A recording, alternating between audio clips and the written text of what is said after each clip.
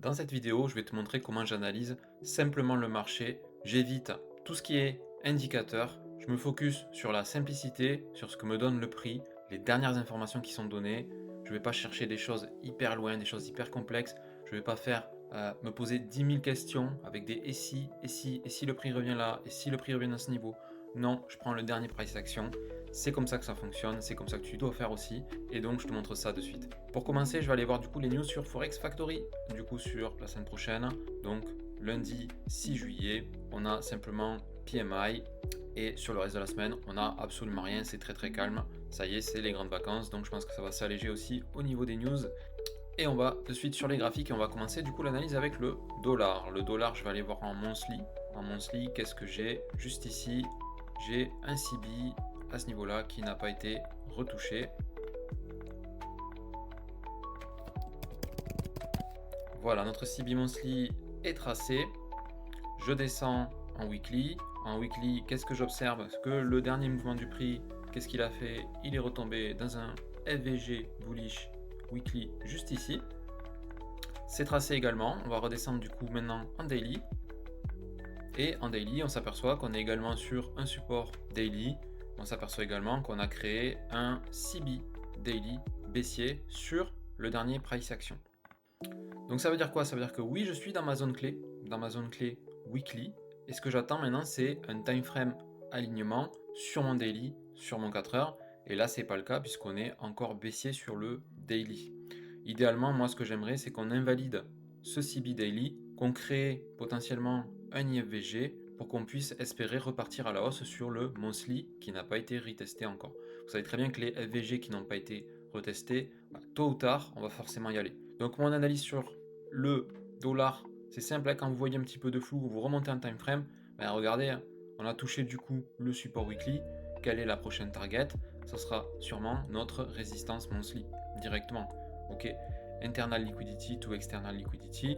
Donc là, à minima, on va aller chercher du coup cette zone-ci, donc qui est la liquidité externe. Et si on va chercher cette zone-ci, on est très proche également de la liquidité interne monthly pour aller la récupérer. Donc j'attends au minimum l'invalidation de ce CB et puis qu'on crée une petite construction bullish en H4 et ça sera parfait. En tout cas, là on est dans une zone clé. Je ne peux pas trop parier encore à la baisse, je ne peux pas trop parier non plus à la hausse. Ok, donc c'est plutôt une période de, on va dire, on est dans une phase de flou sur lequel on ne peut pas trop se prononcer. Mais si je devais vraiment choisir, j'espère en tout cas avoir de la hausse sur le dollar sur les prochains jours avec cette invalidation là. Je ne me vois pas repartir à la baisse encore une fois, même si le dernier price action nous envoie à la baisse. Donc j'attends vraiment moi cette zone-ci là. On casse cette zone. Voilà, de cette façon-là, qu'on aille retester du coup le potentiel IFVG BPR, on verra ce qui sera créé, pour ensuite repartir à la buy side liquidity. Donc admettons dans cette optique de dollar haussier, je vais chercher du coup à vendre sur les paires. Et sur les paires, si vous regardez également, en weekly, vous avez du coup cette zone-ci de baisse qui est pour l'instant respectée. Ok, vous avez exactement la même chose finalement sur le dollar mais à l'inverse. Voilà, sur euro, vous avez votre zone de baisse aussi en weekly. Et donc si on va sur le daily, qu'est-ce qu'on a? On a un retracement qu'on voit qui est bien visible ici. Si on trace premium discount juste ici, est-ce qu'on peut observer quelque chose?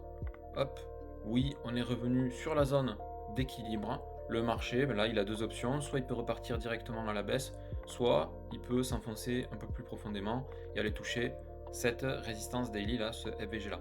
Voilà. Sachant qu'il a touché le weekly, je ne suis pas certain qu'il aille chercher à retester cette zone-là. Il pourrait partir directement à la baisse. Donc ok, donc on serait plutôt du coup baissier sur euro.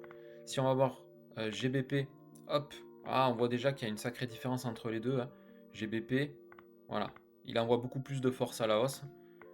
Si on trace Premium Discount, il est déjà lui carrément en premium. Ok, il a retracé fort et il a retracé du coup dans ce dernier niveau daily juste ici. Ok, je préfère euro. Euro montre un peu plus de force à la baisse que GU. GU est un peu plus haussier pour le coup. Donc voilà, au niveau des petits drapeaux là, on s'est mis du coup du bleu sur le DXY, puisqu'on imagine un DXY à la hausse prochainement, du rouge sur Euro USD, du rouge sur GBP USD. Maintenant, je vais aller directement sur AUD USD. Donc sur AUD USD, on fait la même chose, on regarde le weekly. Le weekly, il est dans son dernier price action plutôt baissier, puisqu'ici il y a une zone weekly qui envoie le marché à la baisse.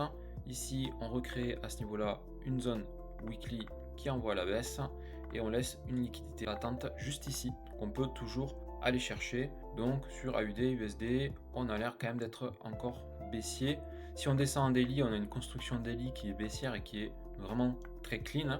Vous voyez, on a le retracement, l'impulsion, le retracement, l'impulsion, le retracement.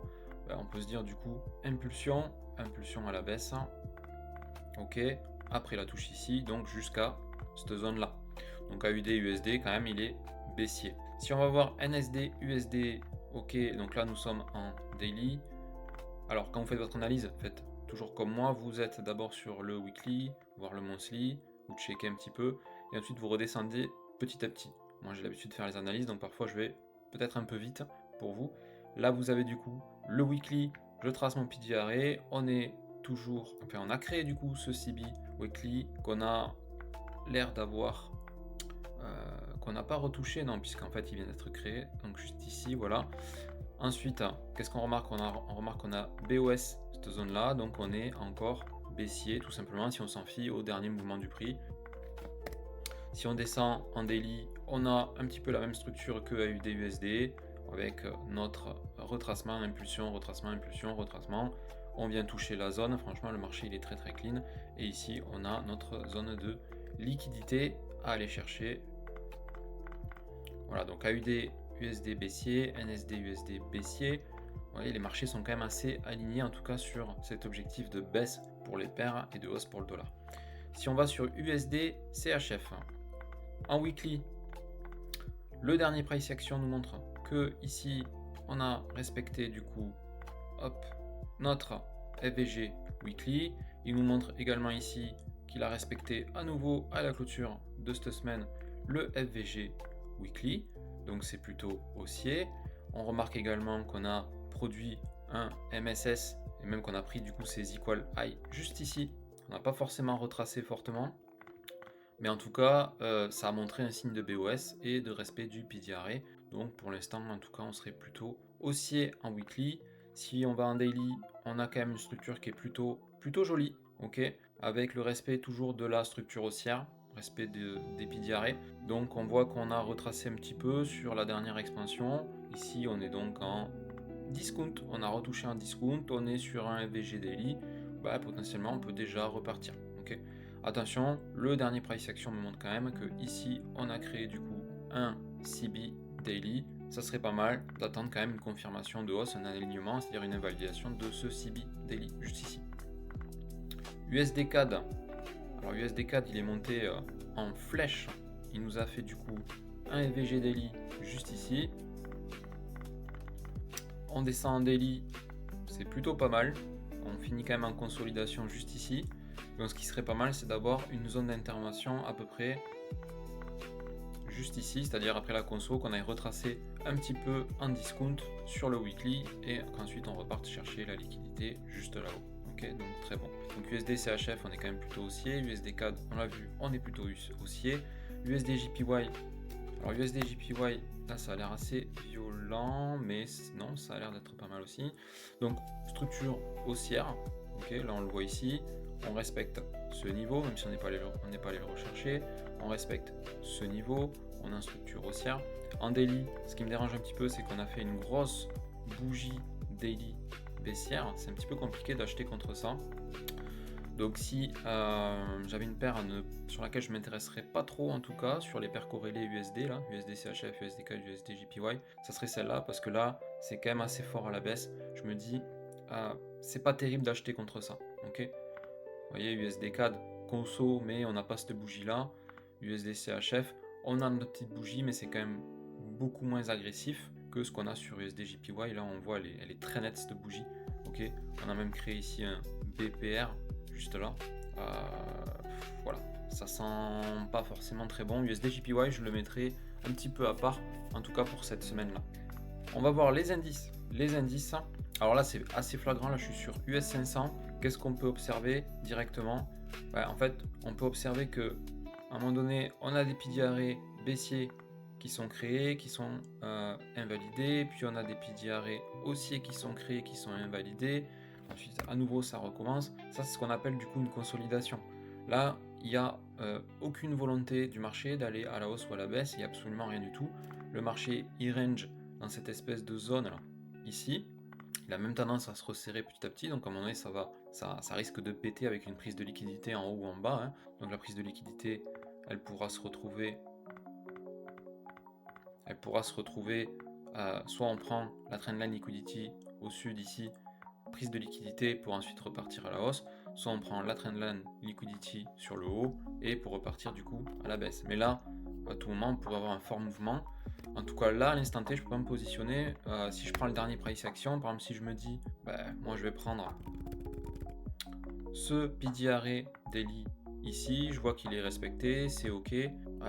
Je veux acheter contre ça pour aller chercher le haut ici de la buy side.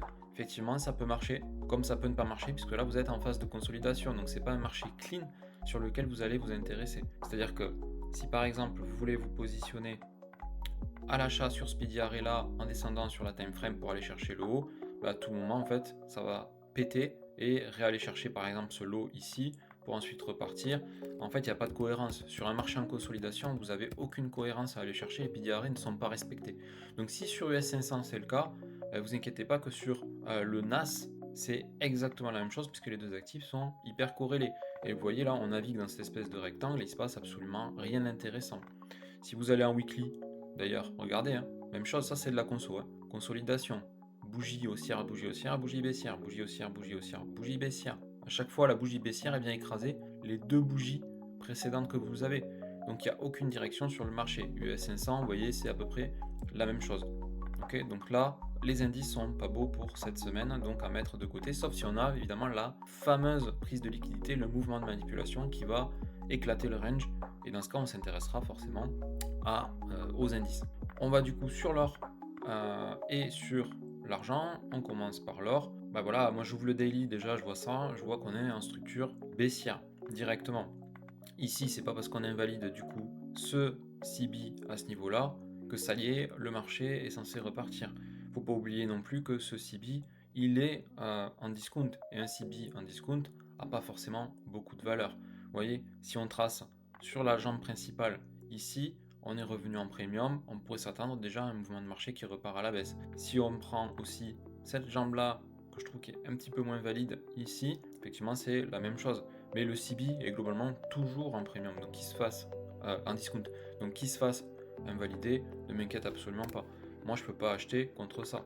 Daily c'est baissier, même si vous avez ce petit doute peut-être ici pour vous là, à ce niveau-là, puisque vous avez un IFVG qui est créé, etc. Moi j'ai pas trop de doute parce que regardez, monter en time frame, c'est pas pour rien qu'il faut faire le time frame alignement.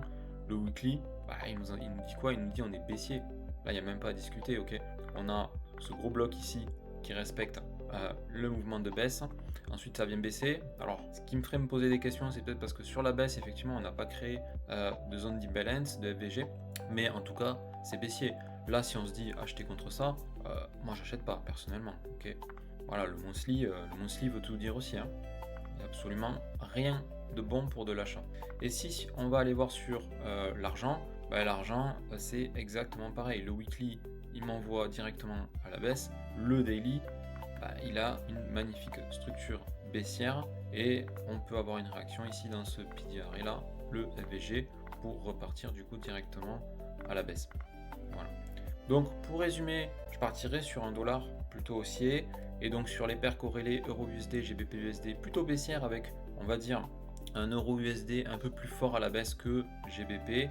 On a AUD et NSD qui montrent des signes de baisse, USD, CHF, USD CAD qui montrent des signes toujours de hausse, on maintient une hausse, l'USD JPY qui est un petit peu plus flou, et je mettrai de côté également le Nasdaq et le SP500 qui sont pour moi en consolidation, et sur les commodités avec l'or et l'argent, on serait du coup plutôt baissier sur le dernier price action, sur la structure en tout cas qui nous montre de la baisse. Donc voilà comment on fait une analyse. Sachez que une fois que vous avez fait cette analyse là le week-end, tous les jours vous allez simplement faire un petit suivi de vos paires, hein. Le marché il avance pas tant que ça sur une journée, donc ça prend quoi 10 minutes par jour à réactualiser en fait ce qui s'est passé. vous tracez simplement vos FVG H4, vos zones, on va dire H4, vous actualisez votre daily également tous les jours, on ne sait jamais si une zone daily est créée ou invalidée, et vous continuez comme ça tous les jours un petit peu à coup de 10 minutes. Et en faisant ça, et en vous focusant sur le dernier price action sur vos niveaux H4, bah vous allez trouver du coup du setup. Voilà comment ça fonctionne au niveau de l'analyse de tous les jours, en tout cas avec le Forex et les indices, ainsi que l'or et l'argent. Donc c'est ce que je fais tout le temps, j'analyse uniquement ces actifs-là. Je vous dis à très bientôt.